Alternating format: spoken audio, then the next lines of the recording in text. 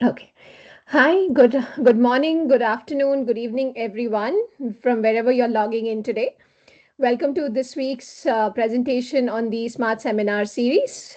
It's my pleasure to welcome Taniya Kapoor, who's going to present her work to us today. She's an assistant professor in the Artificial Intelligence group at the Wageningen University and Research Institute. Her research lies at the intersection of AI and scientific computing, with a focus on addressing two key challenges. The first one being limited data availability, and the second one is the high computational cost. She develops methods that incorporates physical knowledge into machine learning models to improve the data efficiency, and also leverages pre-trained models and fine-tuning strategies to enhance the computational scalability. Prior to joining her current institute, Tania has been an AI Schmitz postdoctoral fellow at the University of Oxford, where she has worked on engineering informed foundation models for sustainable structural development. She has completed her PhD and her postdoctoral research at TU Delft, and she has also been associated with ETH Zurich, where she has conducted research in physics informed neural networks for nonlinear partial differential equations. Now, with that brief introduction, please join me in welcoming Dr. Tanya Kapoor. Thank you, Thank and you very the much. floor is all yours, Tanya. Yeah, thank you very much, Samrita. Thank you very much, Savik, for inviting me for this talk. I'm very happy to be here. So, the title of the talk is Smart AI, not just accurate AI. So, we are going to discuss like about some steps which we need to consider for developing scientific machine learning. And I'm Taniya Kapoor, as Samrita already gave me a great introduction. Like I'm Taniya Kapoor, I'm an assistant professor at Wageningen University. So, little bit about more about me. So, I develop AI tools to understand real world better. So, for instance, we have our structures. Our structures are complaining to us that they are aging, and please respect their load limits and protect us from neglect so we can hold your world together. Introduction, like I'm an AI researcher, I'm a mathematician, I worked in different disciplines. So I call myself as an interdisciplinary researcher as well. And I want to deliver AI tools that help structural engineers to design and maintain structures better. So basically, I want to promote sustainable and energy efficient AI tools that do not require lots of energy and reduce data dependency. So my background a little bit more. So I did my master internship at ETH Zurich, where I focused on problems, specifically nonlinear problems and high dimensional space problems, such as Monge-Ampere equations. And at Delft, I worked on beam structures. Specifically, I studied about different material properties, and I built physics informed machine learning methods for understanding beam structures better. During my postdoc at Delft, I focused on more complex structures such as catenary pantograph interaction, how the catenary deflect with different speeds.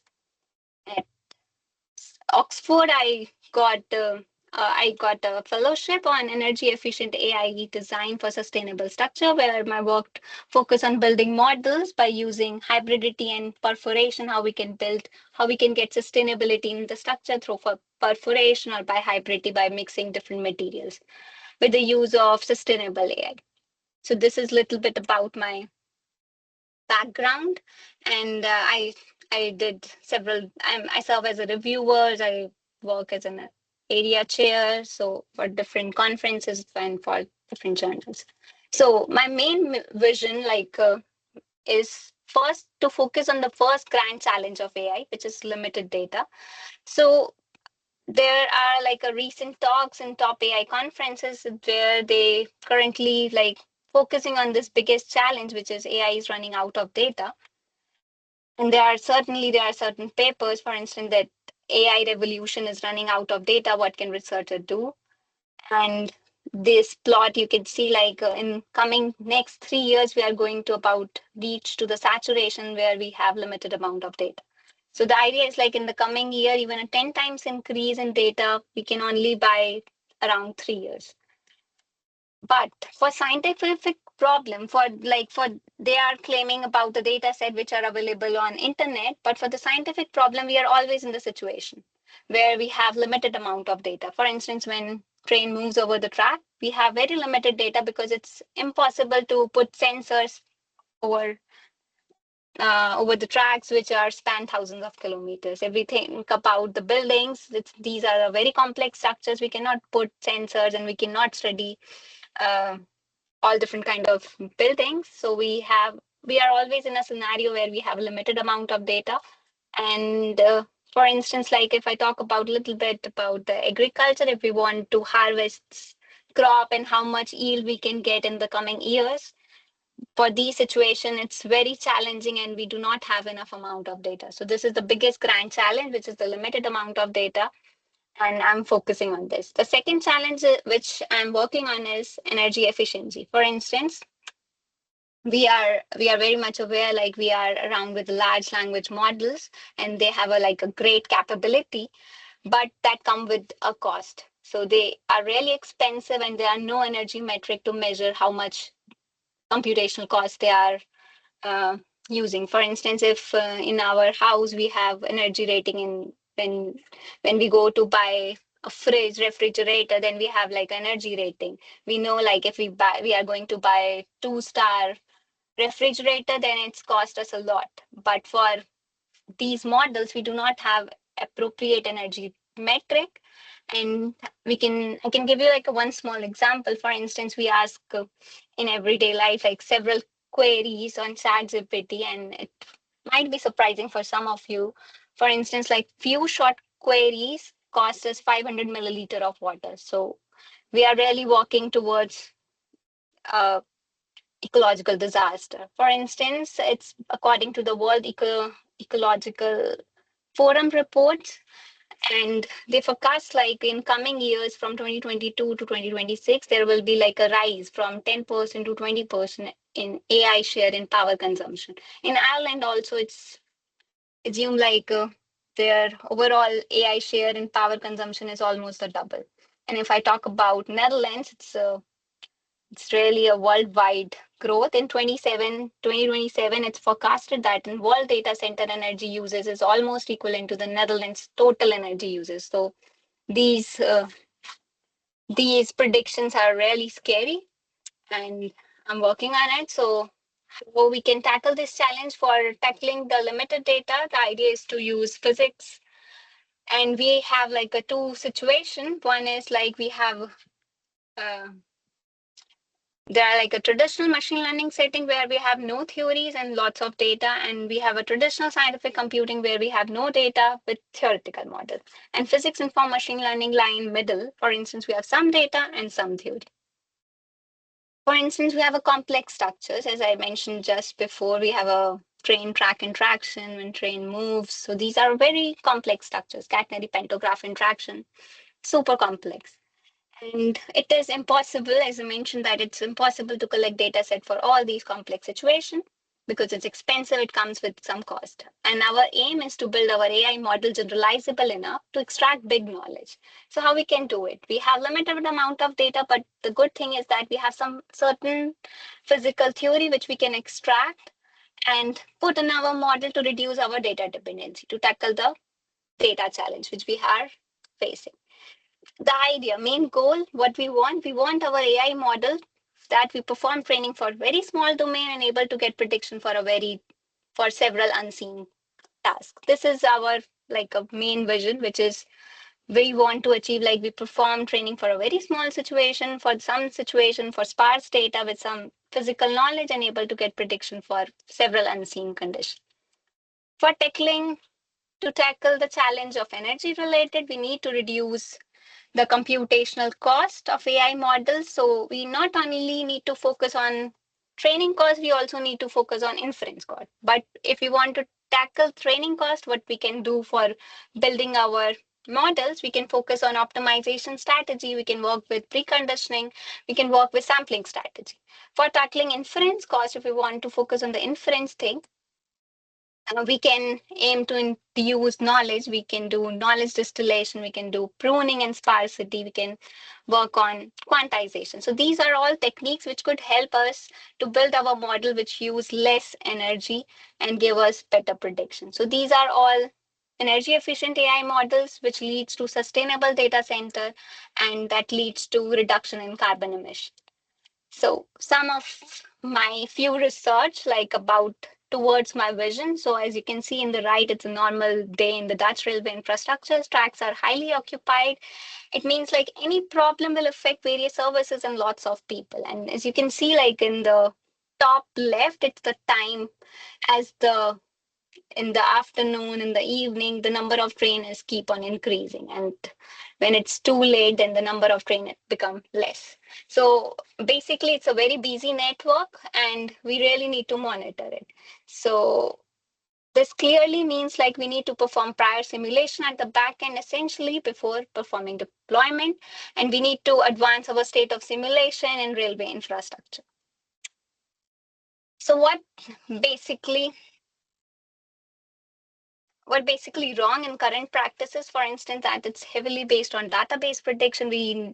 This is a CTO train, so it's a TU Delft CTO train which has lots of onboard sensors. So from wherever this train moves, it collects data, but it's almost invisible to run this train, to operate this train over the whole Netherlands. So it's impossible, but this has lots of sensors. So from wherever it goes, it collects the data set. So the current practice is based on database prediction, and we have on-site experimental data collection using the CTO train. We do have like a lab-based prototype, but lab-based prototypes is really, we cannot run 100-kilometer per hour train in the lab because it's not possible. It's not confined to the real scenario. We can use software simulation, for instance, ANSYS, but it is expensive. Like for very small changes, we again need to perform. So it's like a bit iterative process. So these are some what's wrong in the current practices. So how we can tackle this challenge? We can tackle this challenge by using physics-informed machine learning. So in physics-informed machine learning, there are the two possible scenarios. In the first one, we have a AI model, which is called physics-informed data augmented learning. I hope like most of you already know it, but I'm just repeating it. So it's a deep learning model. If we induce some physical knowledge, some sparse observational data that comes into physics-informed data augmented deep learning. If I talk about like a purely physics-informed machine learning, so in the purely physics-informed machine learning, where we have a deep learning model and inducing some physical knowledge, and we are not inducing any sparse observational data. That's come into purely physics-informed machine learning. In physics-informed machine learning, there are the two scenarios. One is the physics-informed neural network, which is called the forward problem. It's again a bit repetitive thing. I hope like everyone knows about this. So it's just about, for forward problem, we have a equation. The idea of physics-informed neural network is to simulate differential equation using deep learning method. So for forward problem, we have well-posed partial differential equation. It means that we have initial and the boundary condition at priori. We know well-posed equation, and we give our equation in the loss function, and then we train our neural network architectures. In the loss function, basically, we have three terms: PD residual term, initial, and the boundary condition. When I talk about like an inverse problem, in inverse problem, we have ill-posed equation. It means like some information is missing. It could be like uh, some parameters are missing, sometime initial or the boundary condition are missing. So it means some information is missing from our physical equation. And to balance this, we need to incorporate some additional term that's called to balance this, we can include some additional term that's called data discrepancy, and we can add additional data at certain location. So we need to provide some kind of data set. This is the idea about the inverse problem. And as I said, like I worked on beam structures. So here our aim is to understand how to incorporate multi-scale real material coefficient in the pin loss function. So basically, when we change the parameter of the equation, of the partial differential equation, then the material property of the beam system changes. But we want to understand the deflection of beam under different for different material properties. And we face a challenge, for instance, like if we use a different material, sometimes the value of the parameter is very large. And if we use sometime a different material, then the value of the parameter is very small. So when the value ranges from a very big number to a very small number, then it's called multi-scale real material, multi-scale issue. And how we solve this? So we propose a dimension analysis physics informed neural network. So here, what we did, we basically have a dimensional multi-scale partial differential equation, and then we perform dimensional analysis and we get a lossless partial differential equation. So basically we have certain big value of parameters and then we perform dimensional analysis, then it reduces to 1. And finally we get our non-dimensional uniscale partial differential equation. Then we apply physics-informed neural network, then we get the prediction. And again, we need to repeat the process of dimensional analysis, which we did in our prior step at first. Then finally, we get the solution. So with this framework, we were able to get the beam deflection for different material property, and we tackle the problem of multiphysics. And for more details, there is a paper link below. For the other case, here the idea we want to understand the beam deflection for the larger domain, because tracks as a span over thousands of kilometers, and we want to understand how the beam deform under different loading condition when the length of the beam is very large.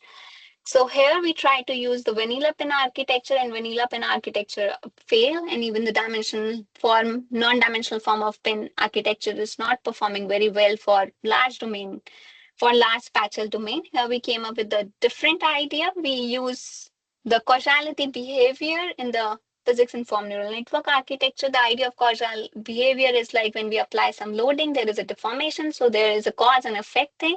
And we induce this causal behavior in the architecture. So basically, we set some threshold that you cannot go to the next time level until you get certain level of accuracy at certain time level.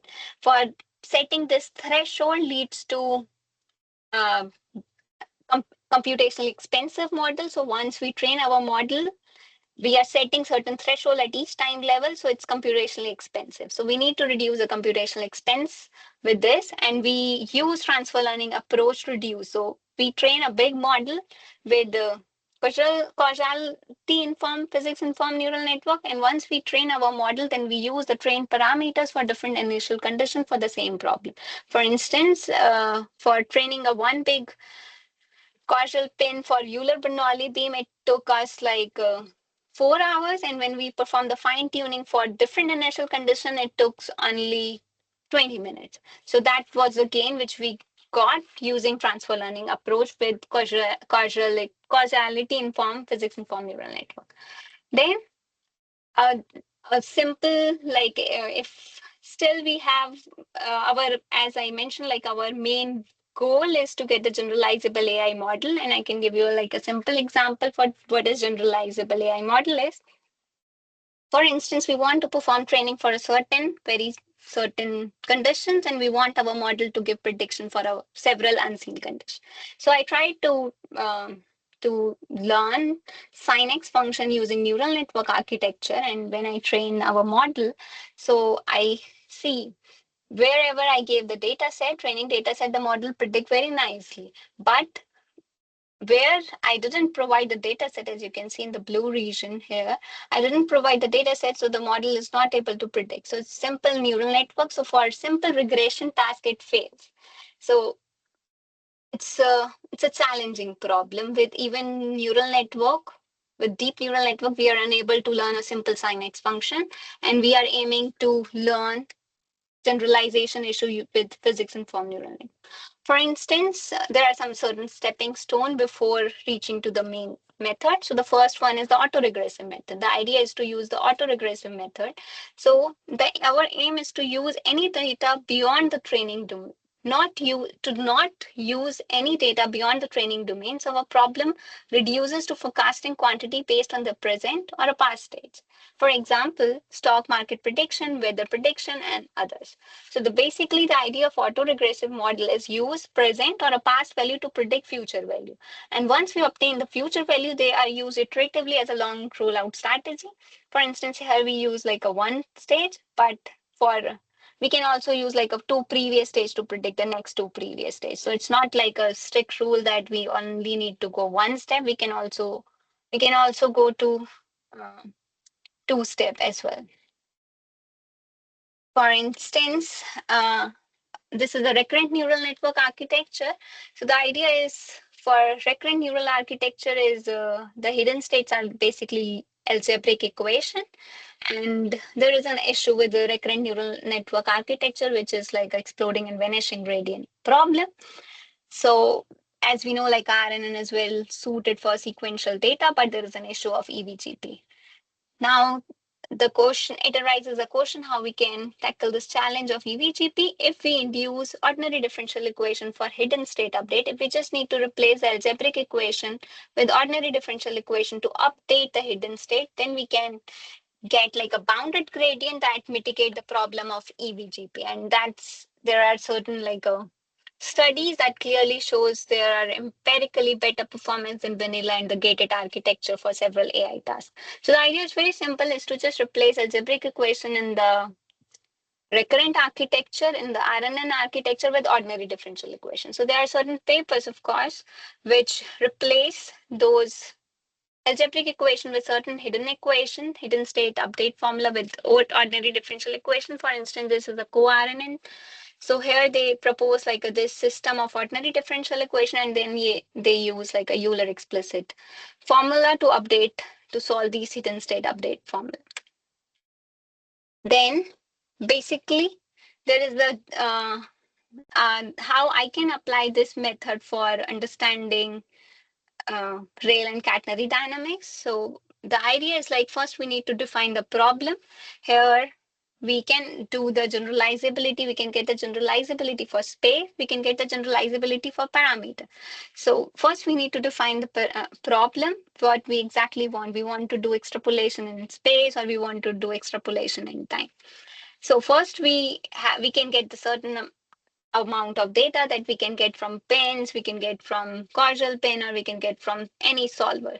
Once we get our data set, we need to reshape our data set, because this method is suited for sequential learning. So we reshape our data set, then we apply our neural recurrent OD. I state it as a neural recurrent OD because in near future they can change like a different OD system, so their name, instead of coar and lem, there could be the other name would come. So here the idea is to use neural recurrent OD once we train it, and then we perform testing for either extrapolation in parametric space or extrapolation in temporal space. So this is like an overall framework for for for getting AI model to be generalizable enough. For instance, like this is the problem which I studied. Here we have a loading. For different loading condition, we have a different beam deflection, as you can see here in this heat map. So we provide the loading condition till 5 Newton and able to get the prediction from 5 to 6 Newton. And this is the absolute error, and which is quite, I think, nice. And these are certain snapshot for certain loading condition. And there's other more results that is related to when track moves on when train moves over the track. And here is the results related to catenary contact wire deflection. So whenever train moves with different speeds and the catenary deflect differently. So we have like a data set for we have the data set for 50, 60 kilometer per hour, and then we predict for 70 kilometer, 80 kilometer, and 90 kilometer. And these are all extrapolation for contact wire deflection, and these are the absolute error plot. So now my current focus towards on sustainable neural PD solver. So it's related to beyond accuracy. I just explain you what are all accurate model which we achieve, and by using transfer learning we get faster performance. So how we can define a new metric which actually not only constrain only accuracy but also cover other aspects of our model. For instance, I study in this work, this is beyond accuracy equal to metric for sustainable neural PD solver. So basically we define 4 different type of carbons. First one is the data generation. First one is the embodied carbon. The other one is the development carbon. And the third one is operational carbon, and the fourth one is inference carbon. So whenever we use neural PD solver, for instance, if I talk about pins, so for pins, we do not need to generate the data set for forward problem. So there we do not need embodied, there will be no embodied carbon, but there will be a development carbon, because we keep we need to do hyperparameter tuning for finding the best hyperparameters for getting the better prediction for training our model. So this is the hyperparameter tuning. For hyperparameter tuning, there is a second different type of carbon emission, which is called the development carbon. And when we perform the training, when the model gets trained either with PIN or FNO, CNO, DeepNet, then there is a training cost. That's called the operational carbon. And finally, when we do the inference, when we perform the testing, then it's called the deployment carbon. So basically, the life cycle carbon emission of a neural PD solvers includes the four stages, which includes embodied carbon, development carbon, operational carbon, and inference carbon. The first one, embodied carbon, is related to the data generation that we can include for DeepNet FNO for these stages, because for these are all data-driven learning, and we need to provide the data set, and we generate the data set, and that bring us a cost which is called embodied carbon. So the metric which I proposed in which we propose in this work is related to the equal to metric. So it's just like a summation of all different carbons into number of inference, the like number of inference we want to do.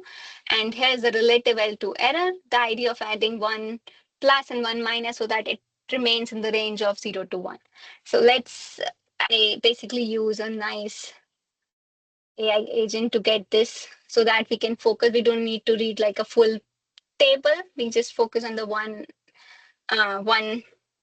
output so that we can clearly get the idea of what exactly the equal to score looks like. So for instance, this is an advection equation prediction.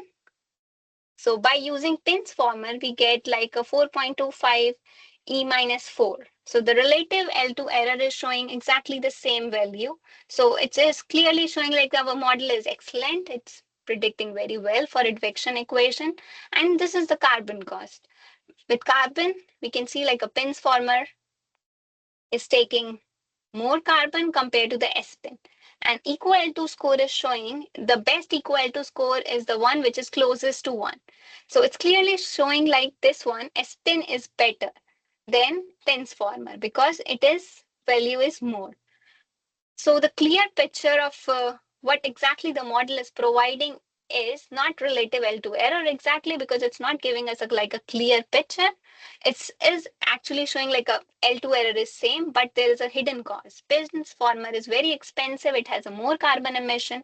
So if we use equal to score, then we get like a more clear picture that this one S-pin is the better one. So the idea of using equal to score is that so that we can get the better picture of the idea what exactly the model is doing. And we also did study for different equation. For instance, here you can see we did for advection equation for KDV. Here we have a relative L2 error. Here you can see like the almost the same, and carbon emission is different for all of them, and equal to score is better for PIN because it is using less carbon emission. So basically the idea is equal to score is giving like a more clear picture.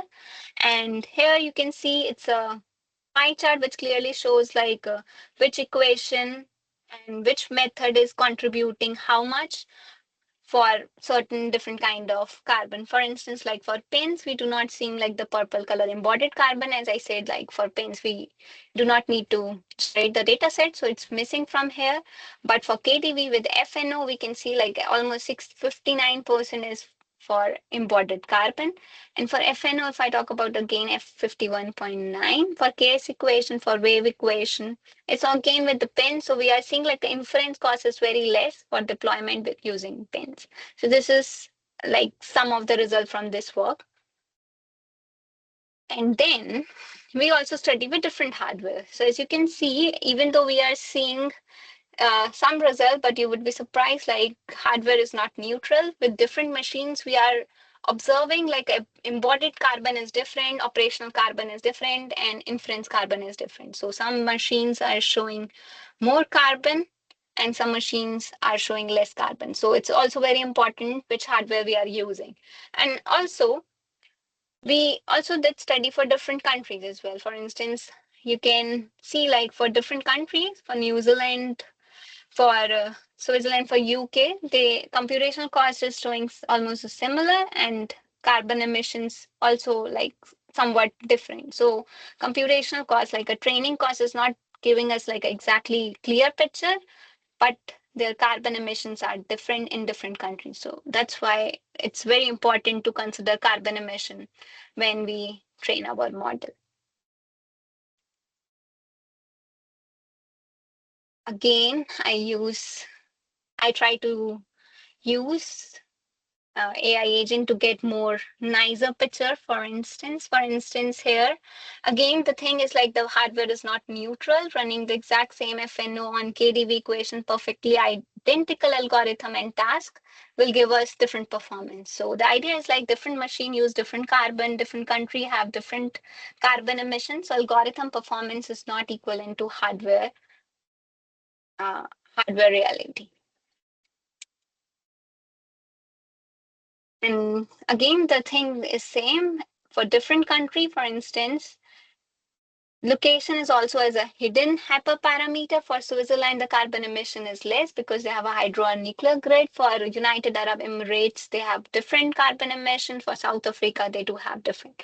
So sorry, uh, running the exact same code with identical runtime produce a 20 time difference in emission. So equal to acknowledge that the computation is incurred to local physical energy grid. So the takeaway is like sustainability in AI is not a choice, but a necessity. And my ambition is to build sustainable AI tool. And my research is focusing on two grand challenges, such as limited data and energy efficiency. For limited data, my solution is to leverage the physical knowledge which we have, and for solving energy efficiency for challenge to tackle the challenge of computational cost, we can focus on building models which tackle not only on the training cost but also focus on the testing cost. So sustainable AI is achievable. Thank you very much, and I'm happy to take any question. Thank you, Tanya. Maybe I wanted to start with a quick question on your Eco L2 score. Mhm. So, how are you calculating that? Is there some metric? What is it that you're using to calculate the Eco L2 score? It's Or did I as miss I something? So basically, it's for instance, if we train our physics in form, for instance, we have a linear regression equation, we perform training and note for carbon emission. For calculating carbon emission, we use code carbon to estimate the amount of the carbon. So we perform the training of the linear regression equation. We get by using code carbon, we estimated the development cost of carbon, operational cost of the carbon, and the inference cost of the carbon. So we just need to put all these value here. And for here, this R is a relative L2 error. It's just the same relative L2 error which we commonly use in our practice. So we just need to put the value here, and then we get the value of equal to score. So based on that, we can estimate like how much accurate is the performance of the model for certain equations. Okay, and these numbers, CE, CD, are they location specific? Because you mentioned about having it at Yes, different locations. Okay.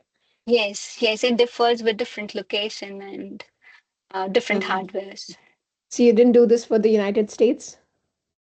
Oh, we do have results with United States. Oh, you do? I missed it? Okay. Okay. Yeah, Okay. by using VPN, of course. Yeah. Yeah, of course. Yeah. Thank you. I'll open the floor for questions before I go with more questions. So, anybody from the audience? Maybe I will quickly ask one question because Yeah, we are on sure. the same topic.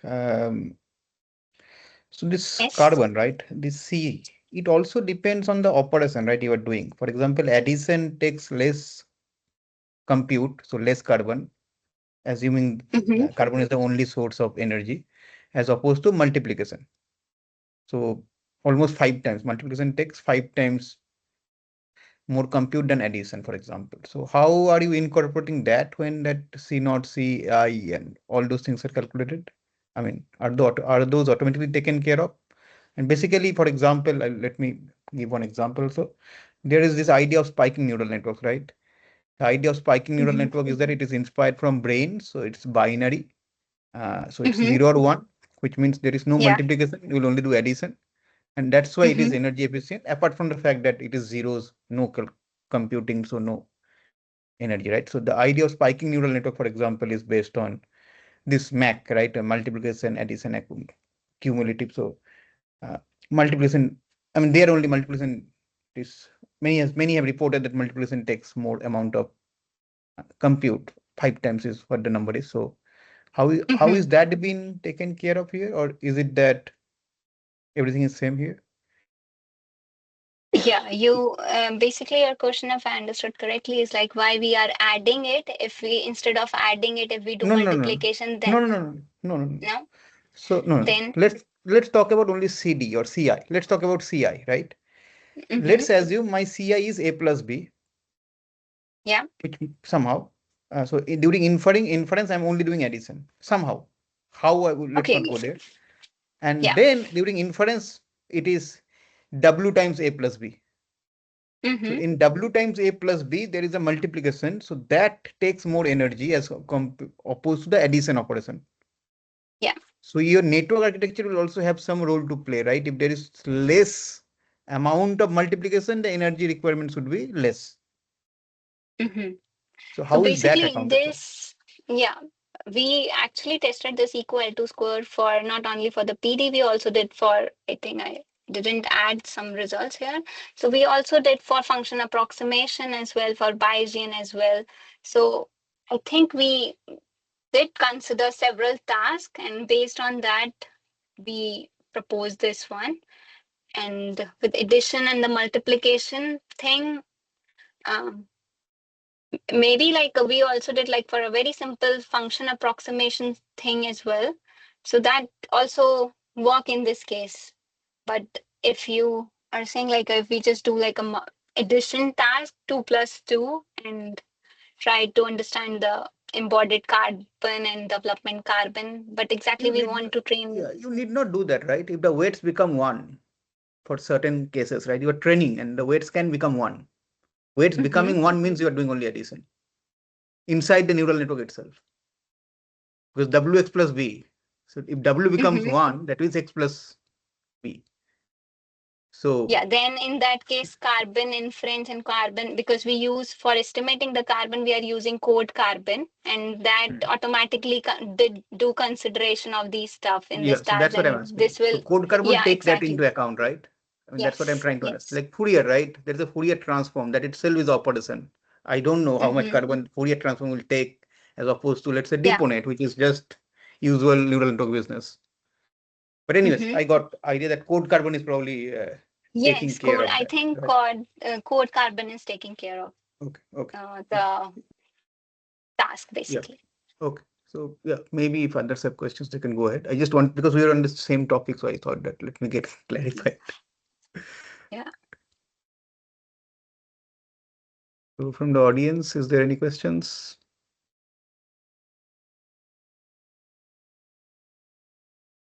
If not, maybe Sumrata, you had some questions. You can. Oh, Dibbajit has question. Divya has Yeah, questions. Yes, yeah. Divya, go ahead. Hi, Dr. Taniya. Thank you very much for the wonderful talk. Uh, I had a question regarding your neural recurrent ODs for beam dynamics. So you mentioned Mm-hmm. that you're sort of performing extrapolation task in space and time both.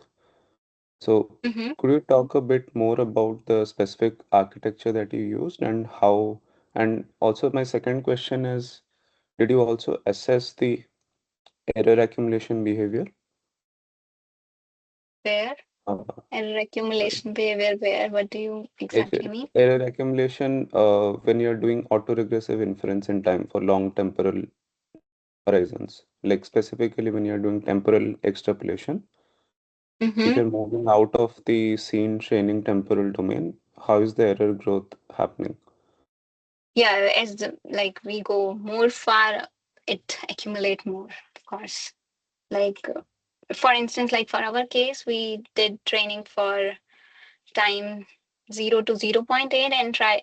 I think that for this case, for instance, We provide the data set till 5 Newton and try to do extrapolation from 5 to 6. But if we go beyond 6, then the performance is getting worse. So error accumulation.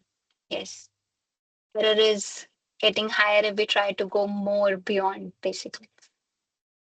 Right, right. And could Yeah. you talk a bit more about the architecture? Like how did you integrate neural ODs into the RNN architecture? Yeah. So for instance, Uh, this is already like a known method, which is co-RNN.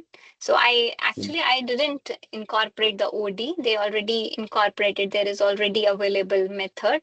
So what they did, they basically replaced the algebraic equation with this system of equation. So this is just a simple ordinary system of ordinary differential equation, and that I didn't propose it. That this paper proposed this. So they replace algebraic equation with this ordinary differential equation, and this system of ordinary differential equation, it's somehow solved using Euler explicit formula. And here we just use here, first we get the data set using some solver, because this is like a sequential method. So we need to reshape our data set in sequence form. If we are aiming for doing like extrapolation in time, then we need to do like then we need to do reshape in time. And if we are aiming to do extrapolation in parametric space, then we need to do reshaping in parametric space. And then we apply here neural recurrent OD, which is like coRNN or LEM. So the idea of LEM, where is LEM? LEM is not here. So basically the idea of LEM is like a different ordinary differential equation. So it's either we can use like a coRNN or LEM. We train our neural recurrent OD, and then we perform the testing for the extrapolation for unseen situation. So this is the architecture basically, which we Okay, use for, yeah. And this is the framework which we propose. It's like a two-stage thing. First, get the data set using dynamic simulator. You can get the data set by LS-DYNA, pins, any method. Just need to reshape it and then use neural recurrent OD. And then you need to do testing for extrapolation situation for unseen task. But uh, it's of course the error accumulation is getting higher if we try to test the model for very complex situation, for very oscillatory data.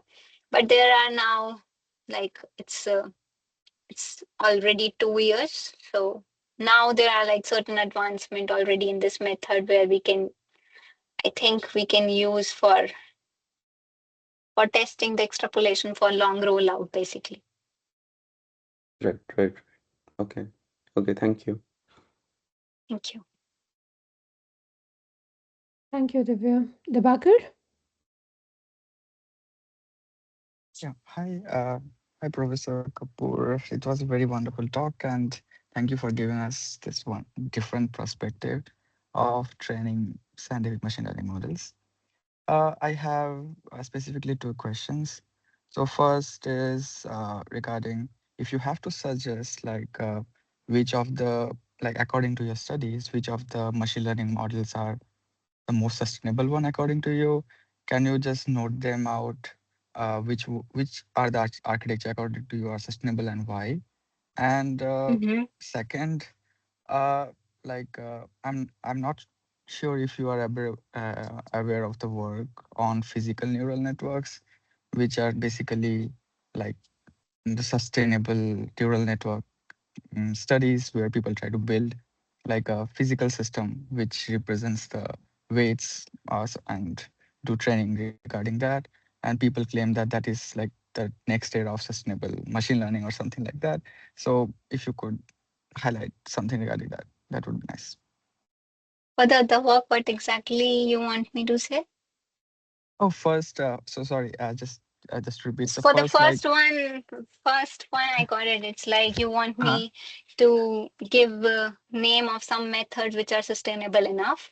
And for the second mhm. one, you explain me some work which is Yeah, related it's to called yeah, sustainable. yeah, it's called physical networks or PNN in short, physical neural networks. And Yeah. this work, I think a lot of people are doing this work, and I think the most prominent promoter is from University of Pennsylvania, Andrea Liu, Professor Andrea Liu, Mm-hmm. and they basically suggest that physical neural networks are way of training machine learning models in a physical system where we don't do any Mm-hmm. computation in general, and we store Mm-hmm. everything in form of, let's say, vibration or some kind of a uh, wave or something, and that will be the weights itself, and we can uh, use that physical system to, and it will be our machine learning model. So yeah, that's what they claim. Mm-hmm. Regarding your first question, Mhm. in terms of sustainable method, for instance, like I would say, like those AI methods are sustainable enough from which we will get like a best generalizable capability. The idea is like perhaps like for the first model, we are training it computationally expensive, for instance, like this one. For the causal one, we train our first model, which was expensive. But that expensive, it's fine if we are able to do fine tuning for several tasks. So we build some model which have like a good capability for fine tuning task, then I would say like that method is sustainable enough.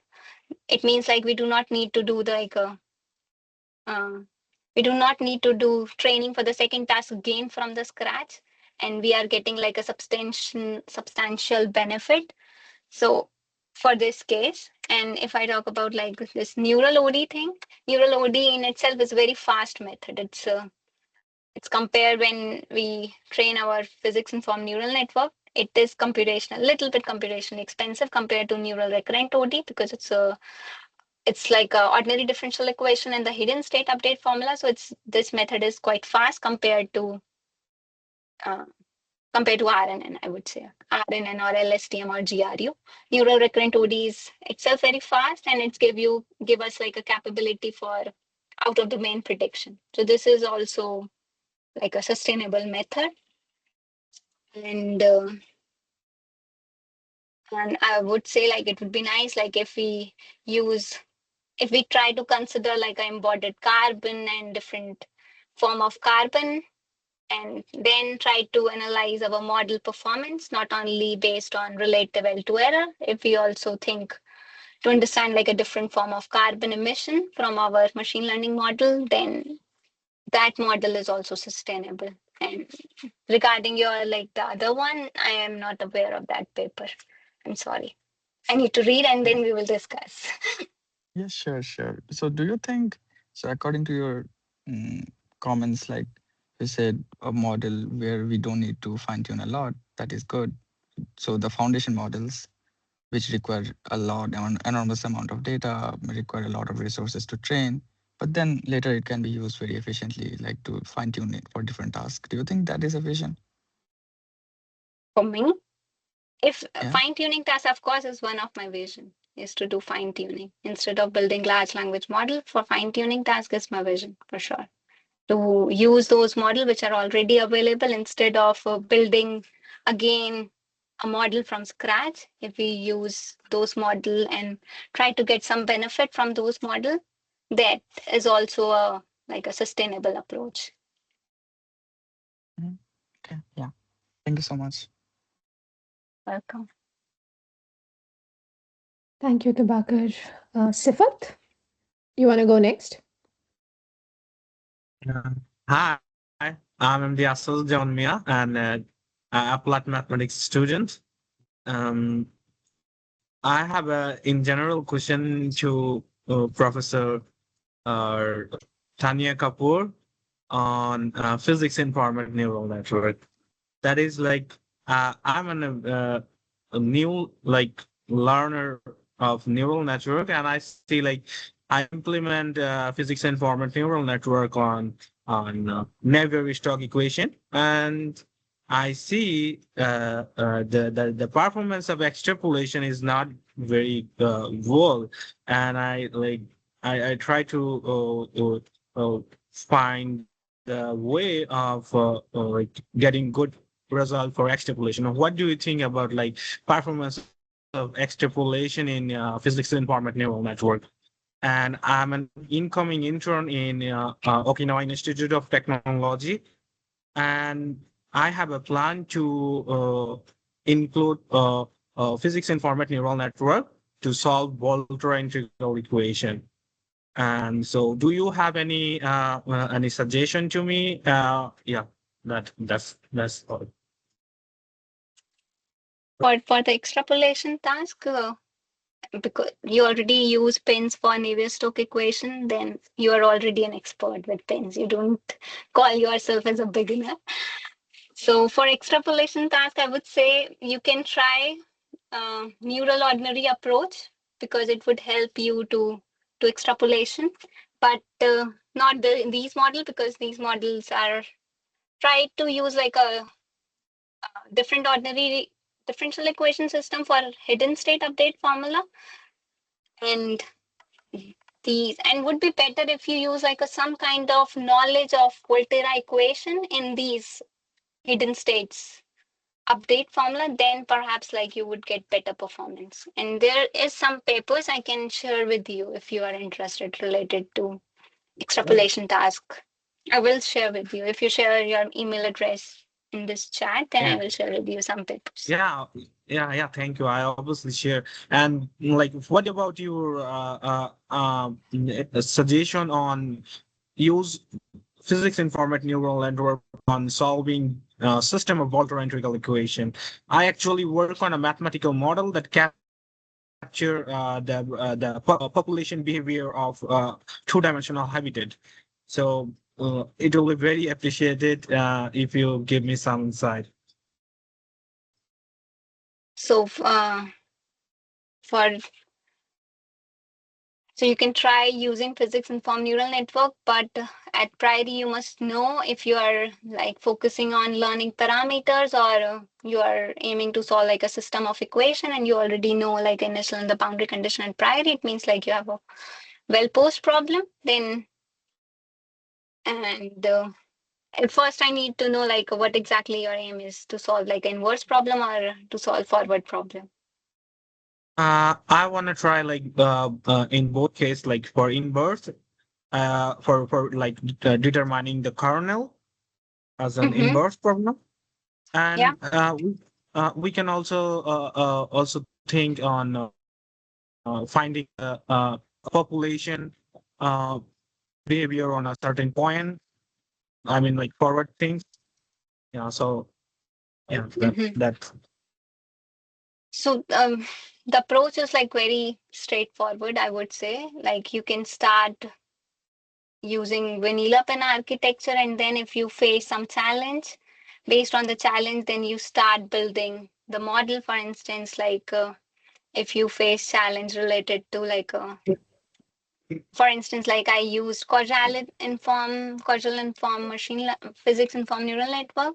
So at that moment, I was facing the challenge of predicting deflection for larger domain. So it's very much dependent on the challenge which you face when you try to implement. Then I think I would suggest more papers related to the specific challenge if you specifically focus on certain challenge.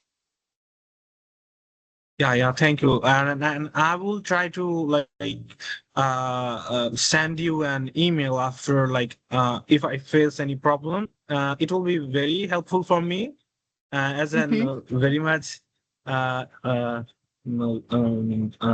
passionate learner. I would very happy if you help me in some way. Uh, yes. Definitely. You just send me a mail. Of course, I will share with you all necessary resources which might help you.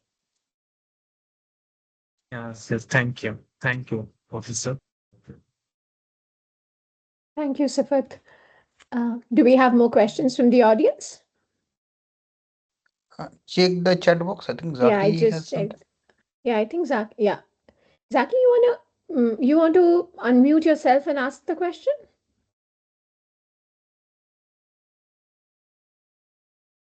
Yeah, I can see. I'm not sure. He is unable to read, but I Okay, can yeah. suggest that. No. So Mohammed Zaki, he's from Johns Hopkins. He has his roots from IIT Delhi. So he's interested to know, and he's one of the postdocs of one of my colleagues at Hopkins. He's interested to know if you have compared carbon impact with daily life activities like doing carpooling versus driving for X distance. Very That's interesting. really nice suggestion. I didn't do it, but that's really nice. I will do. Then I will Okay. share some insight maybe in the next talk. Sure, sure. That'll be wonderful.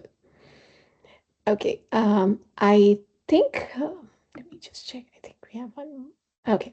So, yeah, thank you, Tanya. I'm going to reach out to you for a couple of questions on your transfer learning. We're already running short of time, so probably I'll just let's finish this talk. And I want to talk to you about the transfer learning architecture of what you've like really done and seen over there. But I can reach out to you on email. So thank you so much for tuning in today and giving us this wonderful presentation. Thank you. Thank you very much. It's And thank great you, to be here. everyone. Thank you, Bye everyone, bye. for Thank you. joining today. Thank you. Bye. Bye.